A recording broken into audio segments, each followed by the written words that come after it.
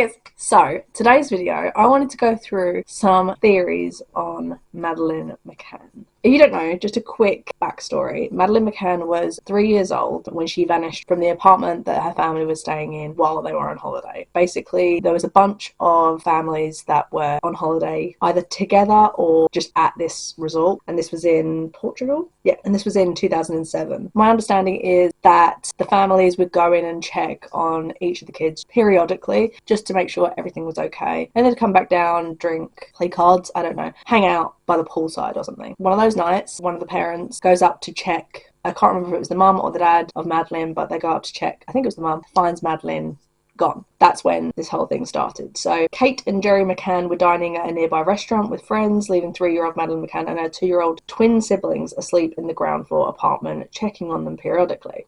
Discovery was around 10 p.m. Kate McCann discovered Madeleine was missing. Portuguese police initially focused on an abduction, with hundreds of volunteers joining the search. However, the scene was not properly secured, resulting in the loss of potential forensic evidence. First red flag. Next, the investigation and the suspects. So the parents in September 2007, Portuguese authorities named Kate and Jerry as official suspects, but they were cleared of suspicion in July 2008. I have a lot of questions around that. Key suspect, German authorities have since identified convicted sex offender Christian Bruckner as the main suspect, noting he lived near the resort and had worked there. Ongoing investigation, known as Operation Grange, Metropolitan Police investigation, has continued for years. Fresh searches in Portugal occurring as recently as 2023 and 2025. Right, I have a huge issue with this. I don't aim to sort of diminish what the McCanns would have gone through, but why is it that 20 years later, this is still being investigated with the same amount of money, whereas so many other kids go missing across Europe and across the UK and don't spend this many years constantly investigating it? Leave it to the Portugal police and move on. Unless you have reason to believe something has happened in the UK, why are we sending Metropolitan Police to Portugal to investigate this? It's not for us to do. It didn't happen on UK soil. People have joked about the fact that the reason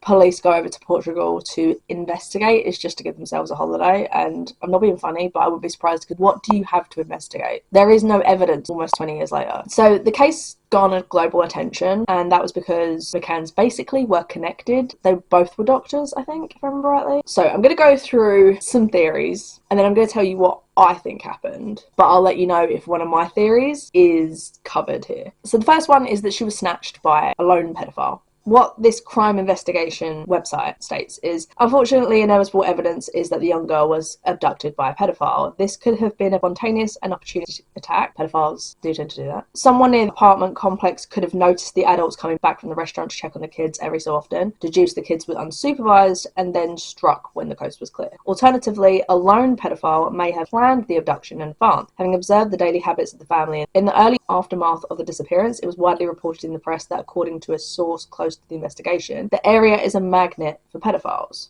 There have been 7 sexual assaults involving the children of tourists in the Algarve in the last 4 years. Next, she was taken by human traffickers. The argument is that if a pedophile had been involved, she would have likely been murdered, body discovered by now. So with the lack of that, people are assuming possibly human trafficking, taken probably across borders and then trafficked to people. There was a video, I think it was, of someone who looked very much like Ghislaine Maxwell around that time. Not completely far-fetched considering everything we know about the Epstein files. Searching Madeleine McCann in the Epstein files brings up this FBI intake form. So let's go through it. This FBI intake form was dated July 2020 and reads, in September 2009, I was living in blank. I went to the shop down the road, and it was a Sunday and very quiet.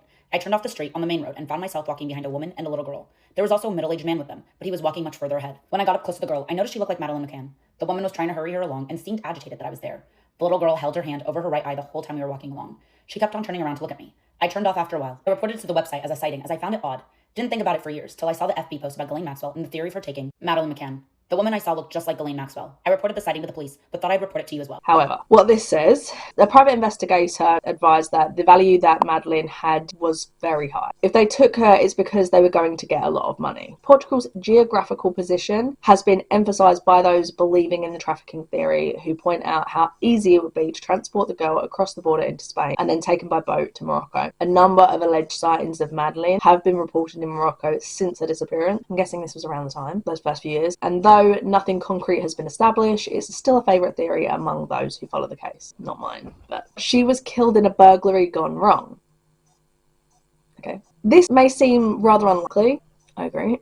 Scotland Yard detective taking it seriously. In 2011, when reviewing the investigation, detectives did highlight burglaries in the Algrove apartment, noting a fourfold increase in the months immediately preceding Madeleine's disappearance. Probably because around Madeleine's disappearance, people were made aware of the fact that families do this thing where they just leave their doors unlocked. A group of local men were even questioned in connection to this theory in 2014, with one Pablo Ribeiro later telling the BBC of his shock at being accused of Madeleine's disappearance. It seems that Portuguese detectives disagreed with British cops about the notion of burglars being behind it, with one local policeman, Carlos Angelos, later saying this burglary theory is absurd, not even a wallet disappeared, so no television disappeared, nothing disappeared. Yeah, I agree. Something would have been taken. The main theory is that Madeleine accidentally died when she was sedated by her parents.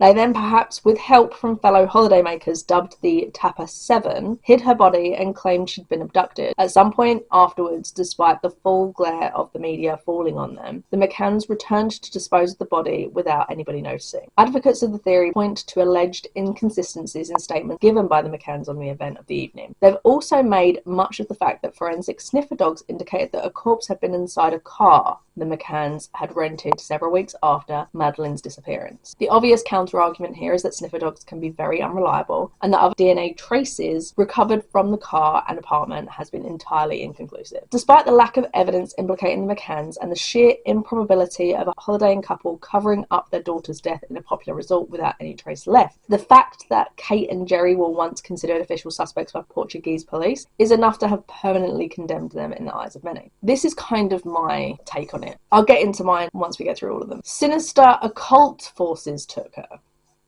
The McCann case has become so mythic that it's inspired increased conspiracy theory. Freemasons to the Illuminati have been implicated in her disappearance, with online activists alleging that members of Hillary Clinton's inner circle were involved in satanic child sex rituals. But once again, the lack of any evidence of secret occult VIP sex traffickers hasn't dampened some people's certainty that they are definitely behind the disappearance. So, those are the theories. So the first being that she was snatched by a pedophile. Second, human traffickers. Third, killed in a burglary gone wrong. Fourth, that Kate and Jerry McCann were involved. Something to do with her and her disappearance. Fifth, the sinister occult. You want to come up? Hello. Well then, you can do it. My theory is kind of mixed in with the Jerry and Kate were involved. Oh!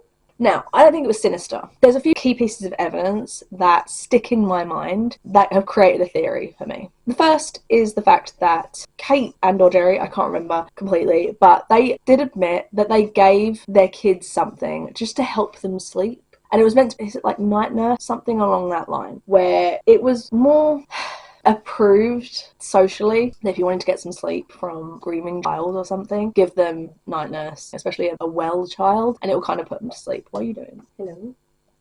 If she or he did give these kids something, this would explain why the twins didn't wake up when whatever happened to Madeleine happened. Whether it was that she was snatched by a pedophile, whether it was that she was hurt in some way, whether it was a human trafficker, burglary, whatever. The fact that if it was a human trafficker or a pedophile, why is it that one was taken but the other two weren't as well? Lots to think of. So the first thing is, if Madeleine kind of woke up, then the next piece of key evidence that was found, I believe, by Portuguese police kind of makes sense. There was, if I remember rightly, blood found behind the sofa in this apartment. So to me, it seems like because Madeleine was older than the twins, she possibly needed a bit more, assuming it's night nurse, to keep her asleep. Her body was probably able to break it down a lot faster than the twins, and because of that, I think she groggily, I don't think she was fully awake, I think she was half asleep, half out of it. I think she climbed up onto this sofa and the sofa tipped, or she went to try and like get onto the back. Whatever happened, I think she fell behind the sofa, hit her head against the wall, causing blood. And I think, especially if she was upside down, I think the blood probably would have pooled in her head, and I think she would have died pretty quickly. Head wounds as well bleed like a motherfucker. They bleed a lot because there's a lot of pressure in and around your brain. So that would make sense to me as to why there was blood behind the sofa. Don't get me wrong, it wasn't obvious blood. This blood had been cleaned up, as far as I remember. If that's the case, it would seem to me that one of the parents, probably Jerry, went in, found his daughter dead behind the sofa, realised they fucked up, that was going to fuck up their careers, their other children. I think it's most likely that Jerry hid her body, didn't tell Kate. Kate then went up and had a genuine visceral reaction, finding that her daughter had disappeared. This would also explain why the faint smell of a dead body was identified in the car that was rented by the McCanns, because I think that the McCanns drove Madeleine's body out into the woods. This was a while ago that I saw this, because obviously this amount of evidence has been found over like almost 20 years. I remember sniffer dogs used something of Madeleine's to try and pick up the scent of Madeleine years later. I'm talking like in the 2010s at the very least. But obviously because these woods were massive, the scent dropped off pretty quickly. But that screams to me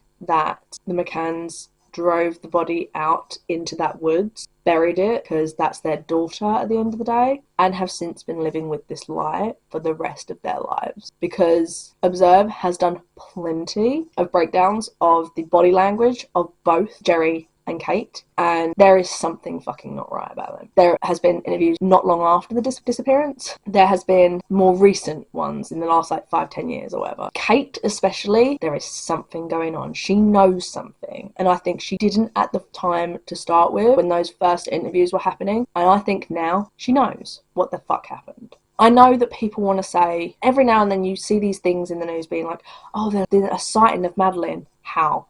This is almost 20 years ago. If she is alive, that young girl is now 23 years old. 22, 23, whatever. There is no way anyone recognises what the fuck she looks like. If I showed you a picture of me from the age of 3 to 22, you don't look the fucking same. No one would see you and go, oh, you're that 3-year-old off the news.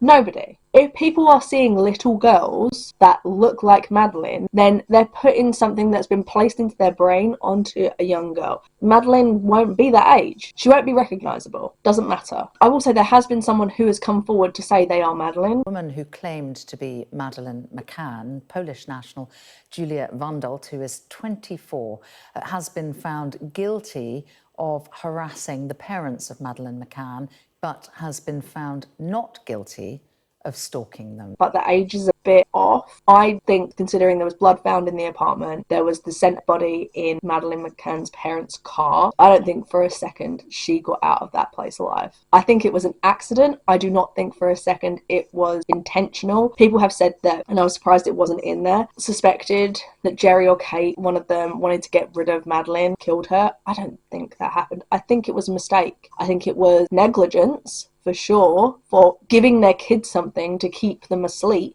They got hurt. That's what I think happened. I don't think it was malice. But I think now they've wasted so much taxpayer money. The amount of money they've spent on this one fucking child, why didn't they spend that much money on any other child that has gone missing? So even if it's 100,000 a year, that's almost 1 million children. And the amount of fucking money that's been spent on one child, I don't get it. No offence to Madeleine, no offence to the McCanns. I don't understand why they are more important than any of the other almost 1 million fucking kids and their parents and their families. I don't understand it. Bar the fact that they're doctors, I think they even may know someone in the royal family. I can't remember exactly. That isn't enough reason. Because unless they know, for example, that Prince, or should I say Andrew Windsor, was aware of that kid being there and spoke to Ghislaine Maxwell, there's no reason why this should be so heavily investigated. And I only say that due to the fact that there's a lot of Epstein crossover, as I mentioned.